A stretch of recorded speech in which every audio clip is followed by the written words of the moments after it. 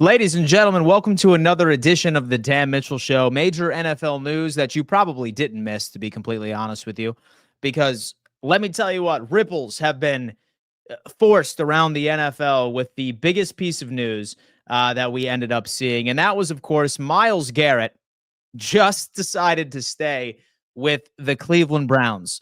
And it's funny because we can reflect back months and months and months ago, or maybe I'd say closer to about a month ago, when he said that he wanted out. He wanted out of Cleveland. He wanted to play under the bright lights. He wrote some 3-paragraph puff piece to the fans of Cleveland, letting him know, I'm sorry, but I got to get the hell up out of this dumpster fire. All right. And then Cleveland said, you know what? We're going to let our checkbooks do the talking.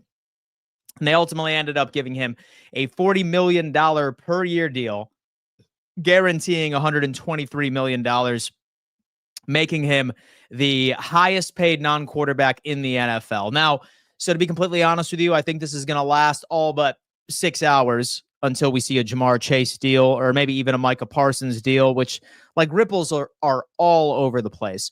But I got to tell you what, folks, what the hell are the Cleveland Browns doing? What the hell are the Cleveland Browns doing at this point? Yes, I understand that they want to keep their guy. They do want to keep their guy, right? But for a team that is so clearly rebuilding, I feel like this is putting them in even more of a difficult cap situation than they already are.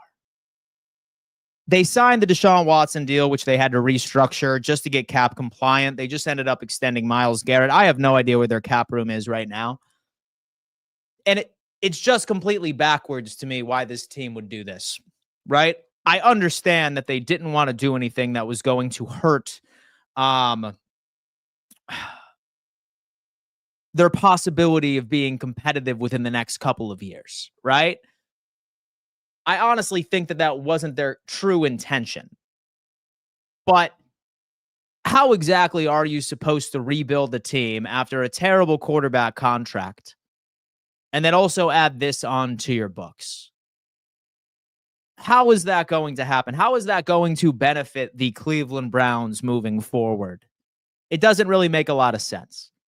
I understood holding him until after June 1st because then it probably would have limited cap capabilities. But now, like, how in the hell are they supposed to build the team? I love Myles Garrett, right? He's the best edge rusher in all of the NFL. I don't think anybody disagrees with me right there. But you need a hell, like this Cleveland Browns team needs a hell of a lot more than just Myles Garrett, folks. Like we are looking at a team that's probably going to win 5 or 6 games next year. Maybe Myles goes off for 15 sacks per game, but it still doesn't make any damn sense to me. It seems like that their priorities are completely out of whack and they just wanted to go on ahead and bring this in. But I don't know. We will see. Pat's time. Take that L, Bills and Lions. Wow, interesting. Micah Parsons' deal won't drop until opening day. Brandon Hollum is saying that his deal won't come up until after that. I agree with that assessment, Dan.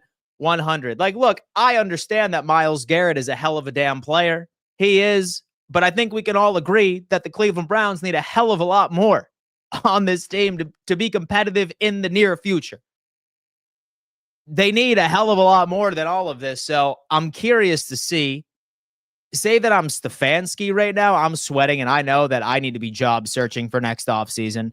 In fact, you know what? I would probably go on ahead. If I am Stefanski, I am looking at vacations in October because dude's going to be fired. Like this deal is getting Kevin Stefanski fired mid-October this year. Is what it is. Maybe they bring in Cam Ward. Like maybe things look better for the Cleveland Browns, but like there's no way that they're about to be competitive next year. Like they could have gotten so much done. I didn't see this team in the first place being competitive at all.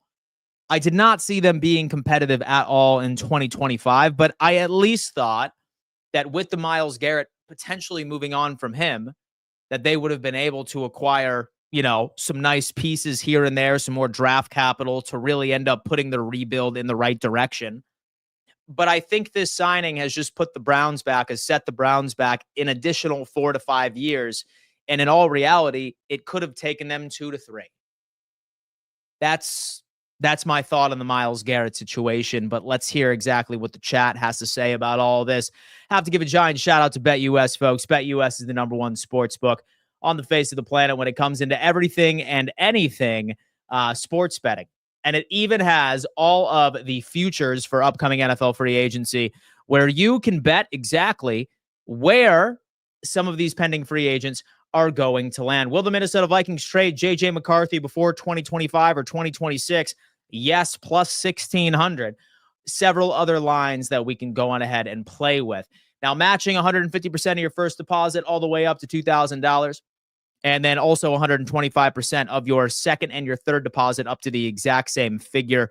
Shout out BetUS. Use code YouTube150 to take advantage of the best damn promo in the damn game. Plague is saying, Dan, and do you think we trade up in the draft or we don't get anyone in free agency? I think the Buffalo Bills will get some free agency moves, but it's not going to be anything exciting.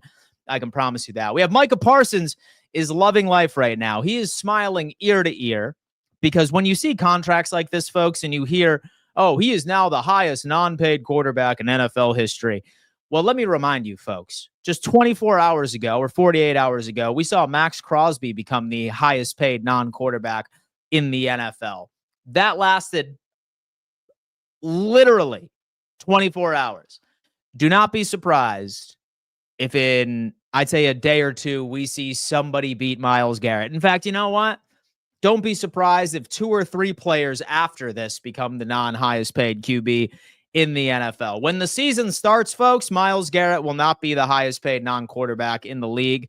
That is just how all of these things work in the NFL contract world. Baron Browning, you are a Buffalo Bill. Well, let me tell you what. That's why I absolutely love this show. Because we have all of the late-breaking NFL news that you could find. All right, we have something right here. Baron Browning is re-signing with the Arizona Cardinals. That is also some breaking news that just ended up coming in there, Los Angeles Limited. It's funny because I feel like any particular edge rusher that anybody has been looking for the past couple of weeks has been getting re-signed with their team and or some things like this. But I did want to stay on the Myles Garrett situation because there are a lot of different ripples that come into this, right? For example, the Myles Garrett extension will cost the Cowboys a minimum of an additional $30 million with Micah Parsons extensions. Last year, Nick Bosa's average as the highest paid defensive end was 34. On a 5-year extension for Parsons, the Cowboys, by waiting a year, will be at least an additional $6 million a year. So Micah Parsons is feeling it right now. Pat's time is coming in saying that Joey Bosa always wanted to play with his brother, and plus the Niners have Gus Bradley. I mean, we will see. I mean, listen, we will see. I'm not particularly somebody that's going to be wildly celebrating a Joey Bosa signing for the Buffalo Bills because he'd probably give us about 5 games right before going down with a paper cut that ends his season. But that's kind of where my thought process is. But I mean, guys, listen, the edge rusher position has been going absolutely insane for quite a few players here. We have Myles Garrett obviously being the #1. Max Crosby, who just 24 hours ago was the highest paid non-quarterback in the NFL at 35. And then, of course, Bosa, Hines Allen, and then Brian Burns are now at the top 5. I'm very interested to see where Trey Hendrickson ends up landing, whatever team that he signs.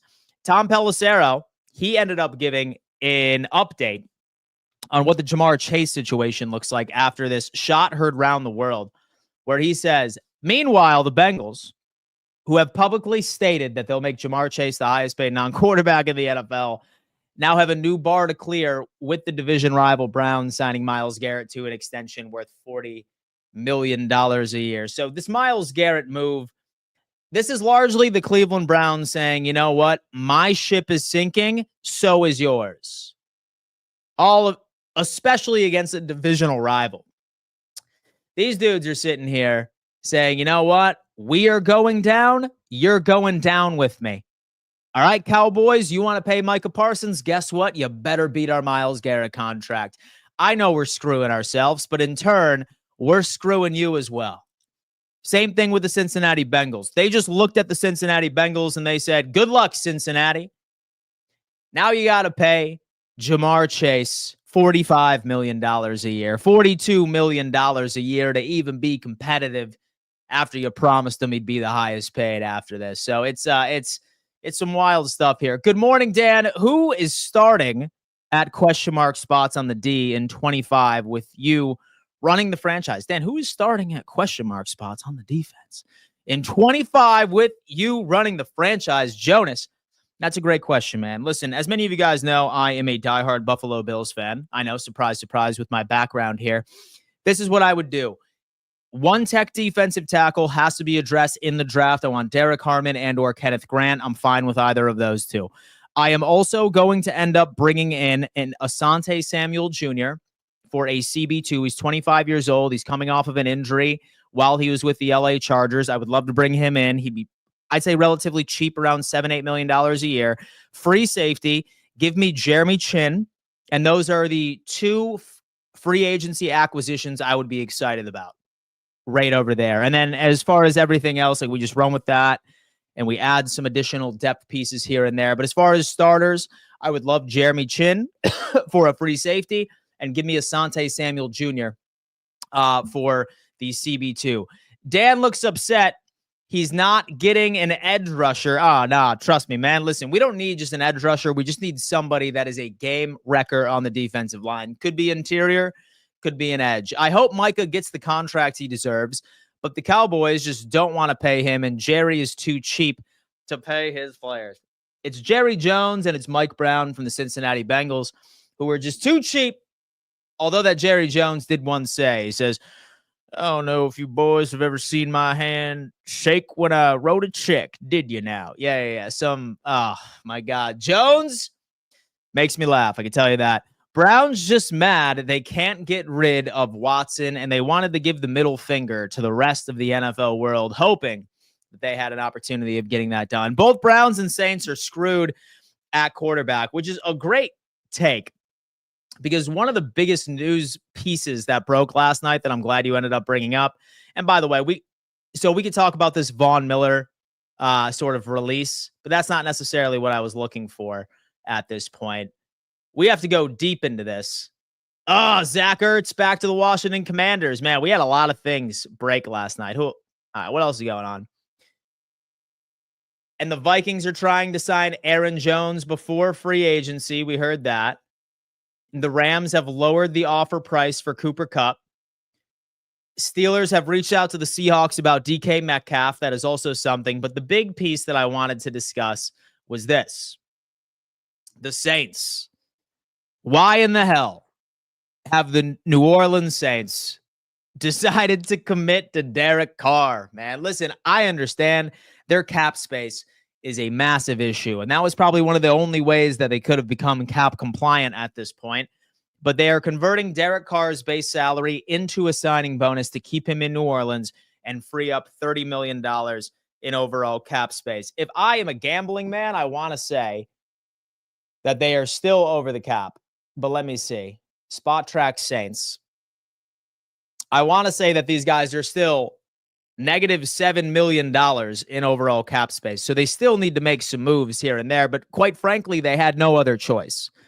A lot of people were wondering, why would they keep Derek Carr? Because that is their only damn option at this point, folks. They had to get cap compliant. They're still negative $8 million in overall cap space. This Saints team is absolutely screwed at this point. But it was the Derek Carr thing for me, which really didn't make any sense whatsoever. We saw that Jackson Dart said that he's had a lot of communication with the Seattle Seahawks. That is something to monitor, especially since they shipped off Geno Smith over to the Las Vegas Raiders, which I don't see anything. We saw authorities have declined to press charges on Chiefs Xavier Worthy and Myles Garrett. That, of course, was right before we ended up hearing that he became one of the highest non-paid QBs in the NFL. And then, of course, biggest thing, what the hell are the Vikings about to do with the QB situation, folks? What the hell are the Vikings about to do with the quarterback situation, guys? Because I've been hearing things. that they might be intrigued in bringing in Aaron Rodgers. Dude would literally take the entire career path as his counterpart, Brett Favre. Trade J.J. McCarthy, perhaps. Who knows? Let me see. Los Angeles Limited. Bengals probably won't trade with the team. They'd play in the playoffs at Pat's time. Derek Carr with the eyeliner. Absolutely. We are not getting Hendrickson. It's not looking like that at all. If Buffalo and Kansas City are willing to trade with each other, then there is no reason Cincinnati wouldn't deal with Buffalo. Cincinnati would just require a higher price to do business with the Buffalo Bills. Breaking news, the Giants, Browns, Titans need a quarterback. Dan Mitchell. Listen, bro. So I got to tell you, man, okay? So I've been helping out with my nephew's travel baseball team. And I haven't thrown a baseball that often in about 10 years. My arm is still hanging off my damn shoulder at this point. But you know what? I would be mobile out there and I would make things work. I promise you there. Rodgers on his Favre arc, which would be absolutely hysterical. And that would make me believe we all live in a simulation. That would make me believe we live in a damn simulation at that point. The Bengals want too much for Trey Hendrickson. I heard that they're looking for like a second-round pick, which is not as bad as a first, that's for sure. Bills and Chiefs haven't traded with each other than draft picks for unproven players. Hope the Vikings keep Darnold would be a blow to the Seattle Seahawks. Well, from what I understand, it has been announced that he will be hitting free agency. That doesn't mean that they can't find a deal with him at the 11th hour, but it sounds like Sam Darnold is a pending free agent. And the Jets need a quarterback. They do. Hi, Dan. How was your Sunday? It is wonderful, my friend. And so I went to church this morning. I had a nice breakfast. And then I learned all this crazy-ass NFL news that just ended up dropping. And here I am. I was live on my channel, and then I ended up moving over to the Roundtable Sports channel. I appreciate everybody for coming in and showing a little bit of love today. 121 of you in here. I can only imagine vast majority of you came in from the Dan Mitchell Show. Guys, look, subscribe to Roundtable Sports, because obviously this is a show where I just have the stage and I just yap about my NFL takes. But what you really, really want to take a look at is our new show called Fourth and Forever. It is our daily NFL news show, Monday through Friday. All right? Monday through Friday at 2 p.m. EST, where we break down all of this. Typically, it is myself, it is TD Finstock, it is Richie. But just look at this damn production that Richie has put on this damn channel. It's absolutely insane. We do a great job over there. We have a great time discussing everything that happens in the NFL. So highly recommend you go check this out, and subscribe to this channel and turn on bell notifications so you never miss an episode over there. Because while you'll find the Dan Mitchell Show on this channel, you will also find Fourth and Forever, which we are excited to further unpack. So where do you think Justin Field goes? He should be on the damn Steelers, to be completely honest with you. He should be on the Steelers. If I'm the Pittsburgh Steelers, I'm bringing this guy back. And now I'm hearing words that they are open to bringing Russell Wilson back. For what? Why on earth? What has Russell Wilson proved to you that he is your best option moving forward? Right? I have a feeling that Fields might actually go to the New York Jets. If I'm a gambling man, I have a feeling that Fields is a New York Jet. I think it just makes sense, and I think that he would potentially start. And who the hell knows what the Steelers are going to do with that quarterback situation. Soon as Trey became available, I wanted him instead. I will give them a second, no doubt. Group plus Trey for 3 years. Can let Ed go after this season and maybe hit on a defensive tackle this year and or next. So I feel like we need a one-tech defensive tackle. And here's the deal. I don't hate Ed Oliver. I really think that he is a good player. But Ed Oliver is not the kind of guy that elevates a defensive line. He's not going to make the rest of your defensive line better. He's the type of player that gets elevated. It depends on who is next to him, who is playing at a high level next to him, specifically the one-tech defensive tackle position. 2 years ago, when Ed Oliver had a hell of a season, that's when Daquan Jones was playing at a very high level, right? But obviously, with Jones, had a bit of a step back year, and ultimately you saw that production dwindle from Ed Oliver himself. So I think that addressing that one tech and actually making them young is what's going to save this team and what's going to save the production for Ed Oliver. But I wouldn't be surprised if Jackson or Green fall to our spot and potentially not getting a free agent defensive end. Would you jump there? If Jackson or Green, Mike Green or Landon Jackson fall to our spot. So I think both of them, surprisingly, like Landon Jackson, I think is going to end up like an early second round pick. Mike Green might be around the 30th overall. It just depends like who is available at 30. If Derek Harmon or Kenneth Grant and Mike Green are available, I'm going with Harmon and or I am going with Kenneth Grant because they are very high on my draft board, right? Green would be good, but I feel like we would need to have top players on our first round draft board and first round priorities to virtually all be gone for me to go out of a position that is not necessarily a need. Like Mike Green is good. He's god awful in run defense. God awful in run defense. So while like we would probably welcome the pass rush aspect of his game, I feel like it's a double-edged sword. He's a Jet, Dan, and you know it. Oh, it's coming up, man. Shut up, Pat's time. No one asked you, man. So would love for the Jets and so to get Fields as a Pats fan. Listen, I have a feeling it's Justin Fields. Falcons want to trade down from 15. Who could see trading up at 15 with the Falcons, in your opinion? Dan Mitchell. So it really just depends on like how the draft board is falling, right? And it really just depends on like what team would want to go up for a specific position. And it also depends on whether or not that some of these young quarterback prospects are going to go in the first. Like we saw last year that like 5 QBs went in the first round, and a lot of us didn't even think that they would be first round talents at all. I could see the Seattle Seahawks like wanting to trade up, right? Slightly and say that so they could get like Jackson Dart.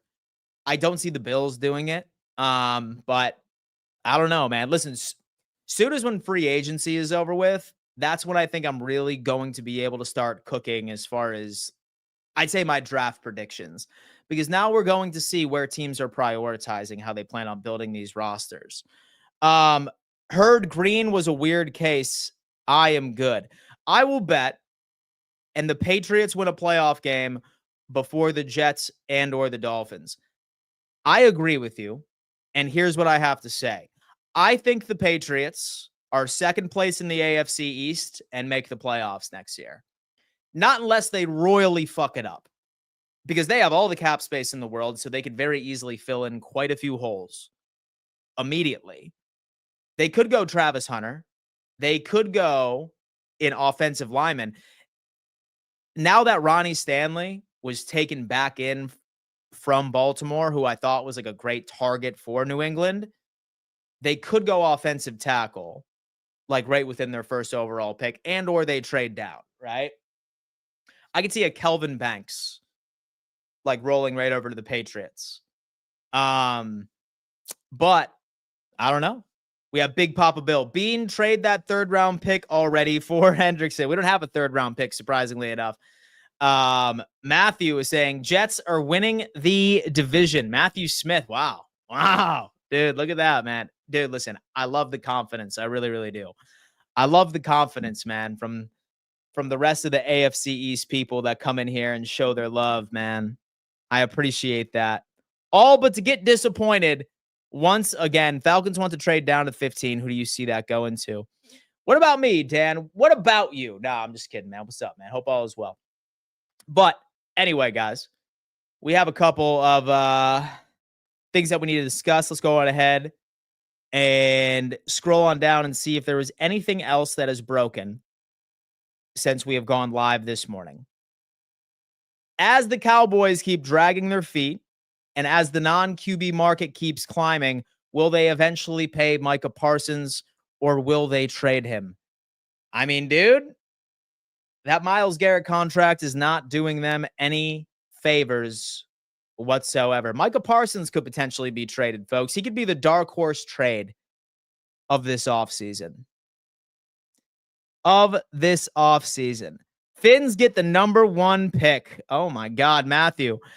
So I think that Kelvin Banks Jr. and so the offensive tackle at Texas is a perfect fit for the Bears, and Will Campbell, offensive tackle LSU, is a perfect fit for the New England Patriots. Say the Pats end up going with Travis Hunter, I'm going to kind of have some question marks of where their priorities are. Like, that's kind of where my head is at. Like, they need to build that offensive line with young talent, right? Say that you want to address like your playmakers in your secondary, go out and just do it in free agency. Go out and do it in free agency, man. Like, go out and get your DK Metcalf. Like, go out and get your Chris Godwins of the world. That could be a veteran playmaker for your young quarterback, right? But invest in the draft heavily with the protection that he needs to be awarded so that he can make it happen, right? Same thing with edge rusher. Like, go grab a Josh Sweat. Go grab somebody that can make an immediate impact for your organization. Don't sleep on Membu as tackle 2 in the draft. Right tackle out of so was it Mizzou? I think. He's a stud. He is up there. Where the hell is he going? It's Kelvin Banks, Membu, and Will. I don't want Hunter personally, and so I want Abdul Carter or trade down for Membu. Look at that. Look at that. Hot take. Dan Dallas trades up to possibly number 1 and takes Ashton Genty. Oh, man. Yeah, Mizzou. I thought so.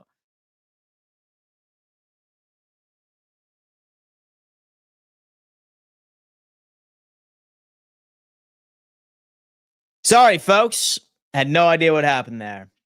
Zero idea of what had happened there. But all right, folks. That's going to have to do it for today's edition of the Dan Mitchell Show. Just a quick little half-hour stream. I was live for quite some time right over on so the Dan Mitchell channel.